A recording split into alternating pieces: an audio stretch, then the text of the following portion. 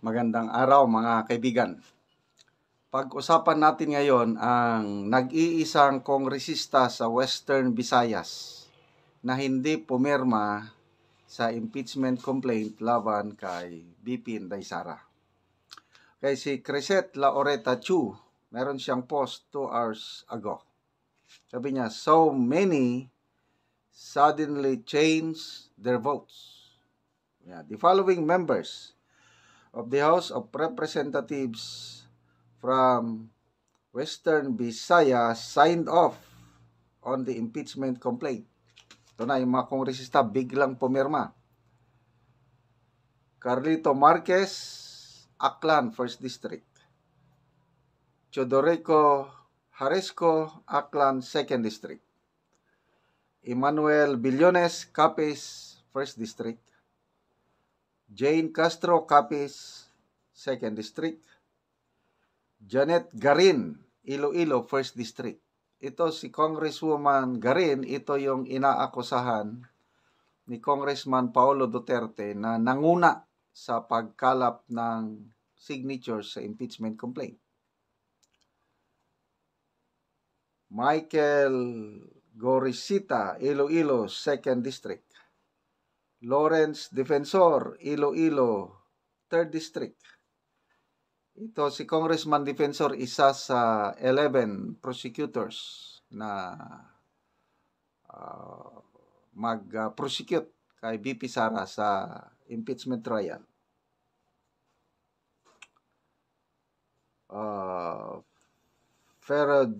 Virginil Biron, Iloilo, 4th District. Raul Tupas, Iloilo, 5th District. Julian Baronda, Iloilo City. Lucille Nava, Guimaras. Lex Anthony Chris Colada, Ambis Owa Party List. Raul Daniel Manuel, Kabataan Party List, taga Western Visayas pala ito. Howard Ginto, Pinuno Party List, and kung itong isa, natabunan. James Ang. Okay. The only representative from Western Visayas who didn't sign off the impeachment complaint was Representative Antonio Ligarda, Lone District of Antique. So itong nag-post nito, sabi niya, proud that our congressman from Antique didn't sign. Actually, he is not my choice in the coming election. But because of this, siya na po ang iboboto ko. So, sino si Representative Antonio Ligarda Jr.? Anong relationship niya kay Senator Loren Ligarda? Okay, magkapatid po sila. Mas matanda si Senator Ligarda, mas nakakabatang kapatid niya itong Congressman Antonio Ligarda Jr. Okay. So, itong post na ito, 11,000 people who reacted, 7,800 ang nag-like, 2,100 ang love. So, ibig sabihin, halos 98% ang natutuwa.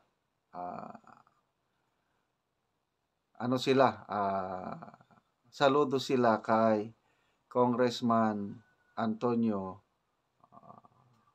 Ligarda. Okay, sa mga comments, anong sinasabi? Sione Garcia Alcantara, basta yon pumirma, wag iboto. Pag walang kalaban, wag na bumoto. Dare to ask, sabi niya, ito na. He is the brother of Senator Loren Ligarda. Good. Then may mga nag-reply. Kapatid.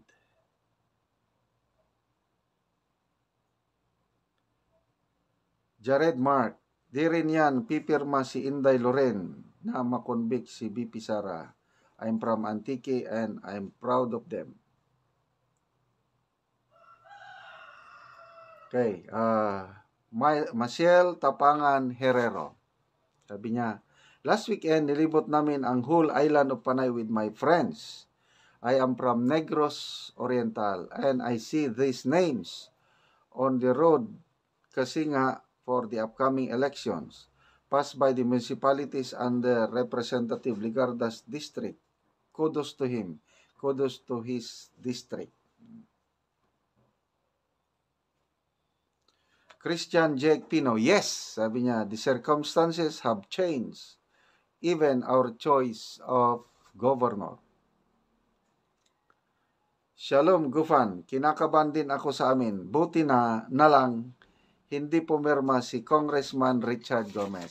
Talagang maasahan natin talaga si Congressman Gomez. Isa siya sa dumepensa sa war on drugs ni PRRD sa Quadcom. So, ma-prinsipyo ito si Congressman Gomez kasama ni Congressman Antonio Ligarda. So, ang tanong dito is, kung itong kapatid, Congressman Ligarda, hindi pumirma, ibig sabihin, ayaw niyang ma-impeach si BP Sara. Ano kaya yung kapatid niya, si Senator Loren Ligarda, na ano pa yan, pupunta pa yan sa 20th Congress? Ano sa tingin nyo?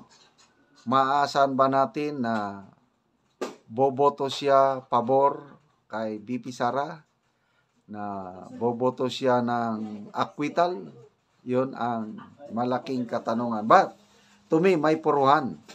Kasi itong kapatid niya ayaw eh. Hindi nadala sa kung ano-ano man yan na pangako.